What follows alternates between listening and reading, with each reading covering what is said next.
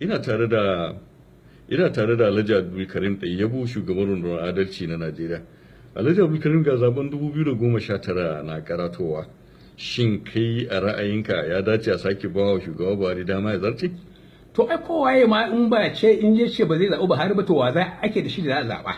Saboda shi kaɗai ne i bambanta duk shauran wanda suke neman mulkin nan. Allah ya farraka shi da duk yawancin wanda suke mulki da wanda suke neman mulkin nan. Shi kaɗai ne wanda aka san ba ɓarawo bane, ba fajiri bane, ba ɗan ƙungiyar asiri bane. Amma Alhaji Abdulkarim Ɗayyabu ya zama lalle sai mutum ya zama ba fajiri ba kafin ya nemi shugabanci. To ba shine jefa mu a duk bala'in da muke ciki ba a yanzu, wannan fajinci da satar da ƙungiyar asirin? Ai su ne tun da Ubangiji subhanahu wataala ya ce ba zai canja ba sai mun canja, to za mu ɗauki mugayen mutane su ta samu a cikin musiba da bala'i mu ce sai su.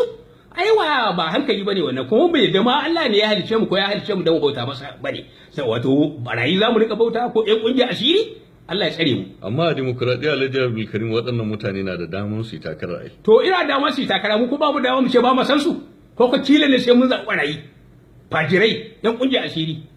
Alhaji Abdulkarim, waɗannan mutanen fa inda haka suke, da ya kamata in ma laifi ne a tsarin mulki ya zama da an gurfanar da su ne gaban kotu. Jo na gaya maka ga EFCC ta ce duk shugabannin kasar na baya da gwamnati 36 da ƙananan hukumomin shamomi 774 barayi ne, amma har yanzu ba ga iya hukunta su ba.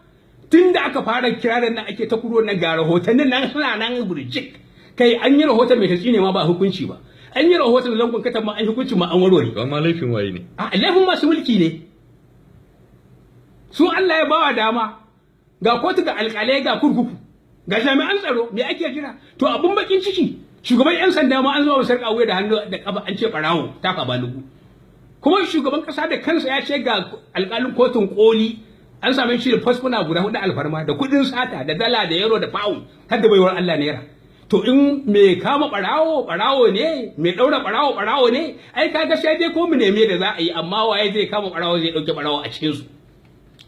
Kai dai Alhaji Abdulkarim, a ganin ka shi shugaba Buhari hanyar da yake ɗauka na mulkin nan ya dace? Ai ba wai zancen ya dace ko bai dace ba, lokacin da ka tsinci kanka a cikin abu baki kirin, Allah kake ka samu mai dan baki sai ka tsinduma a cikin baki nan ka rinka fatan ka samu fari sai ka ganka a cikin farfarin nan zaka yi fatan Allah ya baka fari fat.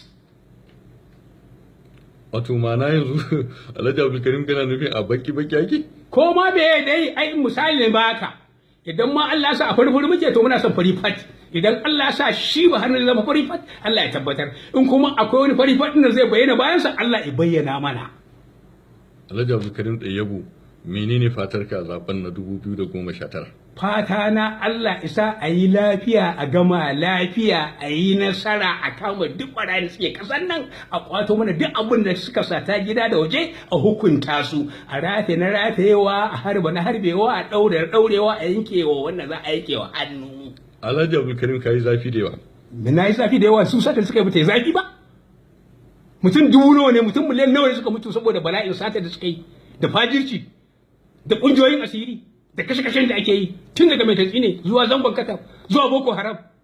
Sannan ga ana magana yanzu dala biliyan 450 fa aka sace daga Najeriya suke kasashen waje. Dala miliyan 450.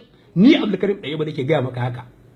Alhaji Abdulkarim, mun gode kwarai. To ni ma na gode, na kuma gode wa Allah musamman.